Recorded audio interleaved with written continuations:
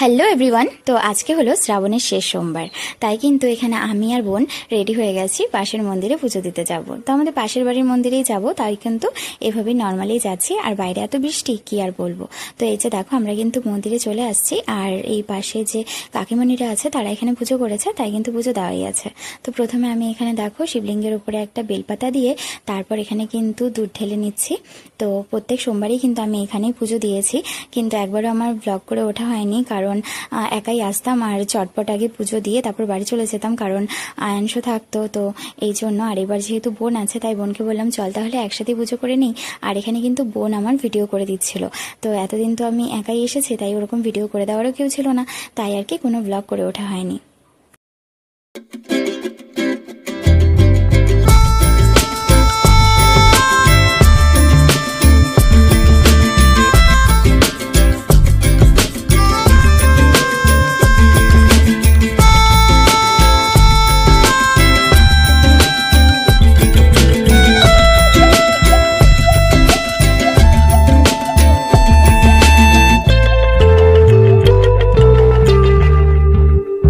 তো এদিকে সৌরভও কিন্তু চলে গেছে বাবাধাম, ওখানে ও আজকে পুজো করেছে।